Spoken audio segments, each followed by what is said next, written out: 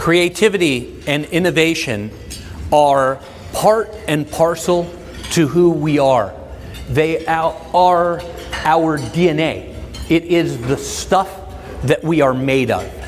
So when people say, oh, I'm not creative or whatever, what they mean is they've lost touch with creativity. They've lost touch with innovation. Harriet had discovered creativity. And because she discovered creativity, we are all here today. The Earth just, 150 years ago was worldwide, not just in the US, but worldwide, the mortality rate was something like 45 in the late 1800s. People would die of diseases and stuff that is, long been erased from our day-to-day experience.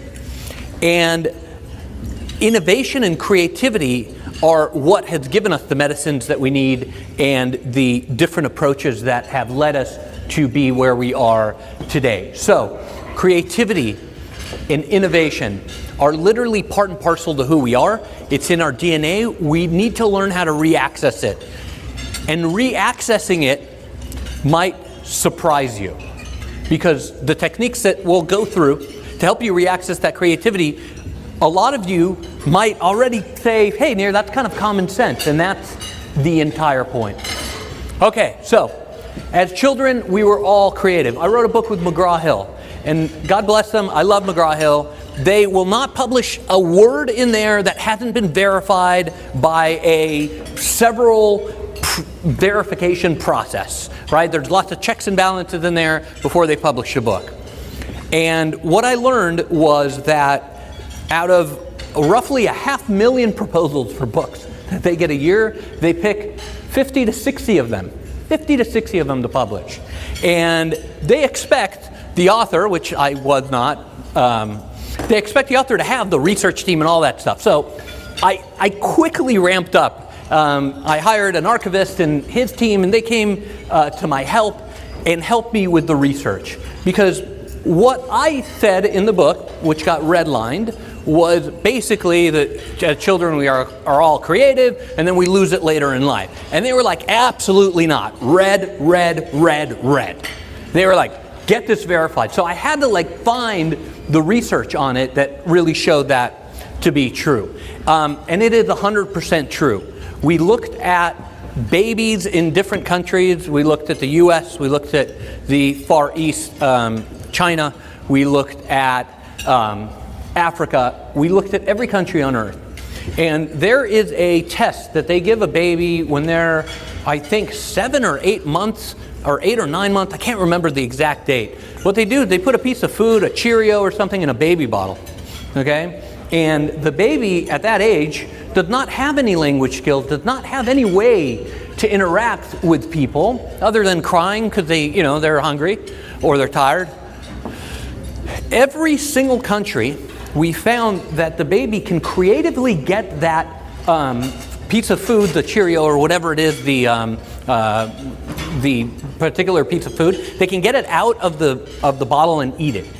They could do this before language skills take place, before any kind of, asking for it or something like that.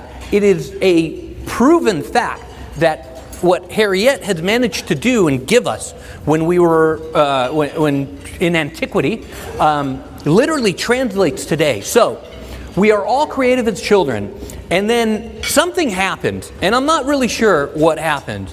I don't know if it is school. I don't know if it is, college. I don't know if it, God forbid, an MBA program.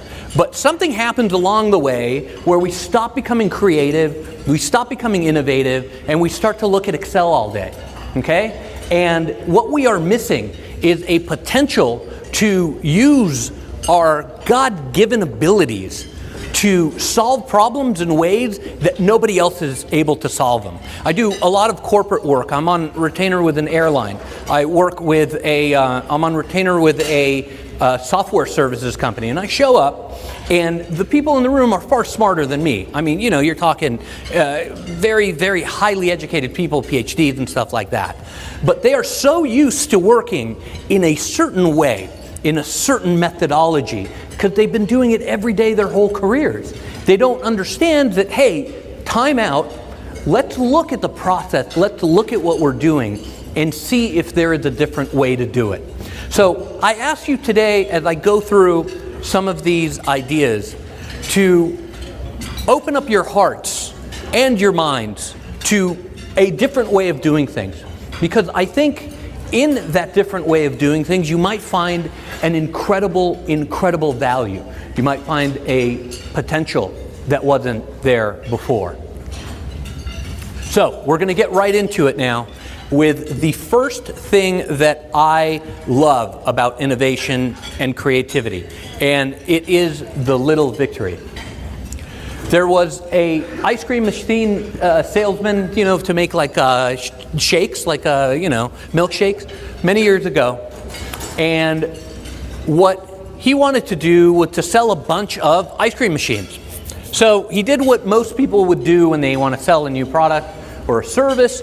Volume, right? Volume is the altar of the god of efficiency, right? Volume. Let's get as many machines sold as humanly possible and everything's going to be great. Well, what happens with volume is that things will go up for a while, right? Because people will buy stuff. If you are hammering, people will buy. But like every volume-based business, like every analytical-based business, at some point it plateaus. Now, why does it plateau? And that question is incredibly important to ask. It turned out that the brain that is in everybody's head is split into two hemispheres. Now, there's some crosstalk that has been recently discovered, but basically, one side of the brain handles the analytics, one side of the brain handles creativity and innovation. And what we have done at shocking peril is overdevelop the analytical side, and we have completely underdeveloped the creative side. And what ends up happening is we go into a business or an industry, and we assume that what has worked yesterday will also work tomorrow. But the very fact is that the incredible time that we live in, I don't know if y'all were watching the news this morning, watching it on my way here, the Dow was down 600 points at one point, and then when I left the hotel to come here, it was up 500 points. There is no resting on your, behind anymore. There is only the ability and the willingness to keep changing and keep innovating. So the sales went flat and he didn't know what to do. He wanted to sell more machines. Volume, right? Volume is going to sell more machines. Well, it stopped selling more machines. So he then said, you know what? I got kind of a creative idea. And the instant that he got this creative idea, he started talking himself out of it, right? Because that's what people do. They get a cool idea that's different, new, interesting, innovative, and then they talk themselves out of it because they're like, oh, that's not serious. Why would I do that? Okay? And he did that. His idea was to go to a particular client who bought a bunch of these machines and see why they kept buying their machines, because they would order one every month or two. Now, when you look at it analytically, you open up Excel and you put in the line item of flight, you put in the line item of meals, you put in the line item of transportation and all that. This idea is horrible. It makes 0 sense financially. But innovatively, it makes a lot of sense. So he got on a plane, he said, you know what, I'm just going to do it. He goes out there, there is a line 45 minutes out the door at this restaurant that kept buying these machines. 45 minutes out the door. He stood in line, waited and waited and waited, got to the front, and had the best cheeseburger he's ever had in his entire life. Okay? And that guy's name was Ray Kroc, and that restaurant was McDonald's.